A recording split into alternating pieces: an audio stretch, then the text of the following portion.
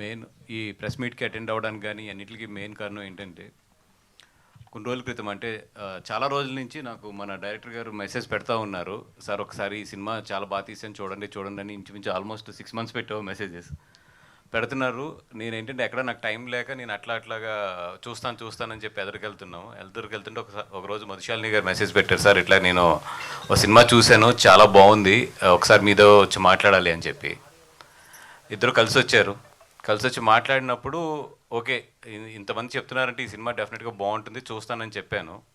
తర్వాత మధుశాలిని గారు అడిగాను నేను, మేడం మీరు ఎందుకు ఇట్లాగా మీరు చాలా కష్టపడి సంపాదించుకున్నారు కదా, ఏదన్నా మంచి వ్యాపారం చేసుకోకుండా మళ్ళీ ఆ డబ్బులు తీసుకొచ్చి సినిమాలో ఎందుకు పెడతాం, ఏదన్నా రియల్ ఎస్టేట్ లాంటిది ఏదైనా చూడకపోయారా, మీకు కొంచెం అది సపోర్టింగ్ ఉంటుంది కదా, సినిమాలో ఆల్రెడీ మీకు తెలిసిందే కదా అంటే, లేదు సార్ నాకు సినిమా చూశాను చాలా నచ్చింది, so what ever I have little money I want to invest in this money అని చెప్పారు. నిజంగా ఏంటంటే ఒక సినిమాలో సంపాదించి మళ్ళీ సినిమాలోనే ఆ డబ్బులను పెడతాం అనేది నిజంగా చాలా మంచి గెస్చర్. అది తనకు సినిమా నచ్చి ఇన్వెస్ట్ చేస్తుంది కాబట్టి ఆ రోజు నాకు అనిపించింది నిజంగా డెఫినెట్గా ఈ టీంకి సపోర్ట్ చేయాలి అని చెప్పి.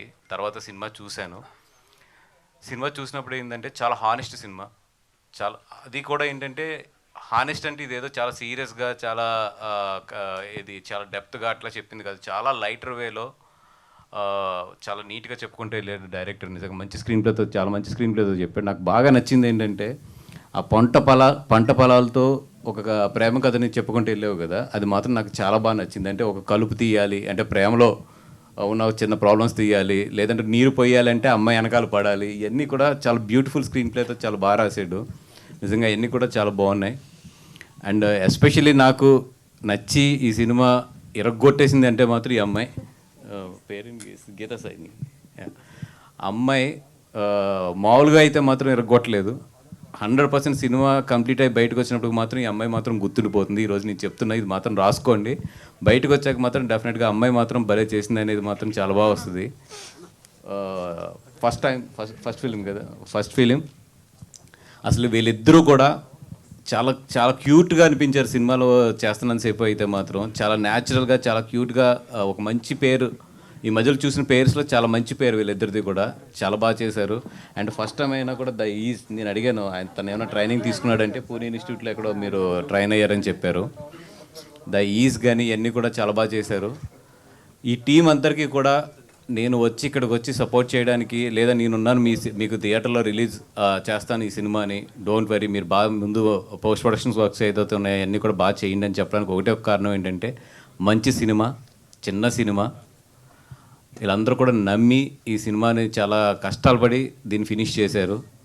సృజన్ కూడా చాలా అమౌంట్ తను ఇన్వెస్ట్ చేశాడు, వాళ్ళ ఫ్రెండ్స్ దగ్గర నుంచి కానీ వాళ్ళ తెలిసిన వాళ్ళ దగ్గర నుంచి కానీ అందరి దగ్గర నుంచి కూడా తీసుకొచ్చి ఈ సినిమాని ఇన్వెస్ట్ చేసి దీన్ని ఫినిష్ చేశాడు. థ్యాంక్ యూ మధు గారు. నిజంగా అంటే మీరు ఎంత అమౌంట్ పెట్టారో దీంట్లో తెలియదు కానీ ఇట్లాంటి సినిమాని సపోర్ట్ చేసి మీరు ఇన్వెస్ట్ చేసి ఈ సినిమాని ఫినిష్ చేసి అసలు థియేటర్ దాకా తీసుకొస్తున్నారు కదా. Thank you so much for the supporting small films. And వీళ్ళందరూ ఈ టీం అంతా ఒక సినిమాని నమ్మి ఇన్ని కష్టాలు పడి ఇంత ఈ సినిమాని ఫినిష్ చేసి బయట తీసుకొస్తున్నప్పుడు నాకున్న గ్రిప్లో నాకున్న బిజినెస్లో ఈ సినిమాకి డెఫినెట్గా హెల్ప్ చేయాలని చెప్పి నేను ముందుకు వచ్చాను.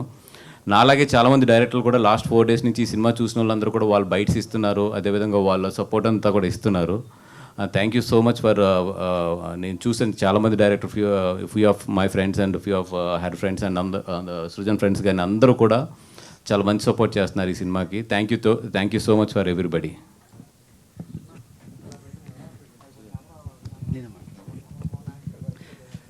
అందరికీ నమస్కారం అండి.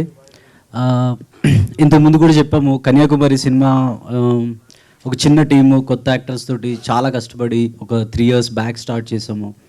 ఒక 8 months ట్రైనింగ్, ఒక 1.5 year షూటింగ్, ఆ తర్వాత సినిమాని ఎలా ముందుకు తీసుకెళ్లాలో తెలియక ఒక 1 year వెయిటింగ్. ఈ ప్రాసెస్లో ఫిల్మ్ షూట్ చేస్తున్నప్పటి నుంచి కూడా బన్నీవాస్ గారికి చూపించగలిగితే బాగుంటుంది, ఆ కథలో కొత్తదనం తను ఎంకరేజ్ చేస్తారని ఉండింది. నాకు చాలాసార్లు ట్రై చేశాను కానీ అవ్వలేదు. బట్ లక్కీగా ఆ ప్రాసెస్లో మధు గారు వచ్చారు, తర్వాత బన్నీవాస్ గారికి ఆ సినిమా చూపించగలిగాము. ఈరోజు కన్యాకుమారి సినిమా ఇక్కడ August 27th రిలీజ్కి ఉంది అని అంటే బన్నీవాస్ గారి సపోర్ట్ వల్ల మేము ఇక్కడ రిలీజ్కి రాగలిగాం. చిన్న సినిమా నమ్మి కంటెంట్ నమ్మి తీసాము, కానీ అది థియేటర్స్కి తేడానికి కానీ ప్రజల ముందుకు పెట్టడానికి కానీ ఆ ఎక్స్పెక్టేజ్ అవ్వచ్చు, సపోర్ట్ అవ్వచ్చు, దానికోసం ఎదురు చూసిన రోజులు ఉన్నాయి. అట్ లాస్ట్ ఇప్పుడు మాకు తెలిసి ఏంటంటే మా సినిమాతో బన్నీవాస్ గారి సినిమా చూసి బాగుందన్నారంటే నా ఆ క్రెడిబిలిటీ ఎక్కువ ఉంటుంది. దాంతోపాటు కంటెంట్ కూడా చూస్తారు, ట్రైలర్, టీజర్. సో ఆబ్వియస్గా ఆడియన్స్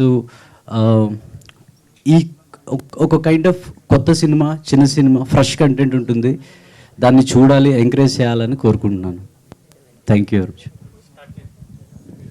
బన్నీవాస్ గారు అవునండి. సార్, అంటే మీ బ్యానర్లో లాంటి సినిమాలు వచ్చినాయి. ఇప్పుడు కన్యాకుమారి చూసారు అంటున్నారు కదా, అంటే ఒక కాన్సెప్ట్ కానీ లేకపోతే ఒక ఫీల్ కానీ లేకపోతే మీ ప్రజెంట్ దొరకదు జనరల్గా, ఎందుకంటే మీకు ఆ క్రెడిబిలిటీ ఉంటుంది కాబట్టి. కన్యాకుమారి విషయానికి వచ్చేసరికల్లా మీరు అన్నట్టు ఒక ఆర్గానిక్ లవ్ స్టోరీ, చాలా ఎంటర్టైన్మెంట్ వేలో డీల్ చేశారన్నారు కదా. కమర్షియల్ ఎలిమెంట్స్ని మీరు గీతా ఆర్ట్స్ కానీ ఆ స్కూల్ అంతే కమర్షియల్ ఎలిమెంట్స్ చాలా గట్టిగా పట్టుకుంటారని తెలుసు. ఏం కమర్షియల్ ఎలిమెంట్స్ కనిపించినాయి మీకు? అంటే ఒకటండి, నేను ప్రొడ్యూస్ చేసేటప్పుడు ఎప్పుడు కూడా కమర్షియల్గా చేయాలనుకుంటాను. లైక్ చేసేది మాత్రం ఎక్కువ ఏంటంటే ఒక డెప్త్, ఒక మంచి కథ ఉన్న సినిమాలను ఎక్కువ పర్సనల్గా లైక్ చేస్తాను. అవి అయితే ప్రొడ్యూస్ చేయను, ఎందుకంటే బికాస్ అవి కమర్షియల్గా వర్కౌట్ అవ్వవు కాబట్టి. బట్ ఈ సినిమా నాకు ఎందుకు నచ్చిందంటే ఎస్పెషల్లీ జనరల్గా ఏంటంటే ఒక హానెస్ట్గా కథ చెప్పేటప్పుడు చాలా ఏంటంటే నిజంగానే చాలా హానెస్ట్గా వెళ్ళిపోతారు. దీంట్లో అట్లా కాకుండా చాలా లైటర్ వేలో ఒక ఆడియన్స్ కూర్చున్నప్పుడు బోర్ కొట్టకుండా ఆ చిన్న పెదవి మీద ఒక స్మైల్ అలా వెళ్తూ ఒక సినిమాని నీట్గా ఫినిష్ చేశారు, లవ్ స్టోరీని. అది నాకు బాగా నచ్చింది. అంటే మనం ఇప్పుడు ఒక పల్లెటూరులో కథ చెప్తున్నాం కదా అని చెప్పి మరీ హానెస్ట్గా వెళ్ళిపోకుండా, ఆ కమర్షియాలిటీ కూడా ఎక్కడ మిస్ అవ్వకుండా ఒక చిన్న రియాలిటీకి కమర్షియాలిటీకి మధ్యలో మంచి బ్యాలెన్స్ తీసుకుంటూ చేశారు. అది చాలా బాగా నచ్చింది నాకు. అంటే ఈ సినిమా రేపు పొద్దున్న థియేటర్లో ఎంత చేసేస్తుంది ఏంటి అన్నిటికన్నా కూడా ఒక మంచి సినిమా అయితే మాత్రం డెఫినెట్గా ఇది చూసిన వాళ్ళు ఎవరు అయినా సరే దీన్ని చాలా మంచి సినిమా అనే చెప్తారు. మీ సైడ్ నుంచి సినిమాలు అంటే ఆయ్ కావచ్చు, మిత్రమండలి కావచ్చు, ఏదో ఒక గుజరాతీ సినిమా కూడా నచ్చి తీసుకుంటున్నారని తెలిసింది. అంటే స్టేజింగ్ ఆఫ్ ఫిల్మ్స్లో ఒక స్టేజ్ కనిపిస్తుంది, మిడ్ స్టేజ్ కనిపిస్తుంది, హై స్టేజ్ కనిపిస్తుంది. దీన్ని మెయింటైన్ చేయటం అనేది చాలా హెల్దీ అనిపిస్తుంది సార్ ఇండస్ట్రీకి. అంటే ఒక కైండ్ ఆఫ్ ఫిల్మ్స్లే చేస్తామని కాకుండా మీరు దాన్ని మెయింటైన్ చేస్తున్నందుకు అంటే one of the inspiration for me is, ఇప్పుడు ఇండియాలో ఎక్కడ మంచి సినిమా ఉన్నా కూడా నాకున్న క్రెడిబిలిటీకి కానీ లేదా నాకున్న పరిచయాలకు కానీ బిఫోర్ రిలీజ్ నేను చూడగలను. అంటే నేను చేస్తాను అంటే నాకు బిఫోర్ రిలీజ్ చూపిస్తారు. నాకు ఒకటే ఏంటంటే ఇన్ని సినిమాలని తీసుకురావడానికి తెలుగులో ఎక్కడెక్కడ మంచి సినిమా జరుగుతుందని ఏరుకుని మరీ తీసుకురావడానికి ఒకటే మెయిన్ కారణం ఏంటంటే థియేటర్స్ని బతికించాలి. ఫస్ట్ నా ideology of bringing the good films to the Telugu is that is the first నా లోపల ఉన్న ఇది. ఎందుకంటే ఇప్పుడు మన తెలుగు సినిమాలు చూస్తుంటే ఇప్పుడు పెద్ద సినిమాలన్నీ కూడా 2 years కోట్ వస్తుంది. సరే, దానికి 100 reasons ఉన్నాయి, ఇప్పుడు మాట్లాడుకుంటే చాలా పెద్ద సబ్జెక్ట్ అది. ఈ లోపు థియేటర్స్ని బతికించడానికి ఏంటంటే ఇట్లాంటి మంచి సినిమాలు మన ఇప్పుడు అరవింద్ గారు తీసుకొచ్చారు, నరసింహ కానీ, ఇప్పుడు ఇట్లాంటి కన్యాకుమారి. అంటే ఎంత చేస్తుందని కాదు కానీ అట్లీస్ట్ థియేటర్స్ సర్వే అవ్వడానికి మన వైపు నుంచి ఎంతో కొంత కోఆపరేషన్ ఉంటే బాగుంటుందని చెప్పి I'm bringing lot of films from other languages also. Bunny Vas గారు, అంటే ఇప్పుడే మీరే ఓ మాట అన్నారు, అరవింద్ గారు తీసుకొచ్చారు మొన్న నరసింహ సినిమా అని అన్నారు. యాక్చువల్గా మీ చేతికి ఏ సినిమా వచ్చినా ఇన్నాళ్ళు గీతా బ్యానర్లోనే కనిపించేది. బట్ లిటిల్ హార్ట్స్ కానీ లేకపోతే ఇది కానీ, అంటే దీంట్లో నా బ్యానర్ లేదు, but like the film and మీరు ప్రమోట్ చేయండి, లేకపోతే మీరు సపోర్ట్ చేయండి, లేకపోతే మీరు రిలీజ్ చేయండి, వాట్ ఎవర్ ఇట్ ఈజ్, పూర్తిగా గీతా నుంచి పైకి వచ్చేసినట్టు కనిపిస్తుంది. లేదండి, ఇంకా 2nd floorలోనే ఉన్నాను. కానీ ఇప్పుడు మీరు అన్నమాట కనిపిస్తుంది. మొన్న అరవింద్ గారు యూజువల్గా అయితే మీరు ఏమన్నారు, మొన్నే మేము అందరూ కలిసి గీత చేశాం కదా అని అనేవారు. అలా కాకుండా అరవింద్ గారు చేశారని అన్నప్పుడే అవునండి, అది ఆ పూర్తి క్రెడిబిలిటీ అరవింద్ గారిది అది. అండ్ సెకండ్ థింగ్ ఏంటంటే మీ ఇద్దరం 100% చాలా విషయాల్లో కోఆర్డినేట్ చేసుకుంటున్నాం. ఇది కొన్ని ఏంటంటే ఇప్పుడు కొన్ని నాకు బాగా నచ్చినవి ఉంటాయి, అది నేను 100% ఆయనకి ఇన్ఫర్మేషన్ ఉంటుంది అన్నీ కూడా, నేను ఏది చేస్తున్నా ఏది కూడా. అండ్ మా ఇద్దరి మధ్యలో బ్యూటిఫుల్ అండర్స్టాండింగ్ ఉంది, దాని ప్రకారమే ఏది ఎవరు అనేది నీట్గా మాట్లాడుకుని ఎదురుకెళ్తున్నాం. కానీ ఎందుకు గీత మరి తండేల తర్వాత ప్రయాణం ఒకసారి ఆపేసినట్టు కనిపిస్తుంది? అట్లాంటిది ఏం లేదండి, విత్ ఇన్ నాకు తెలిసి అంటే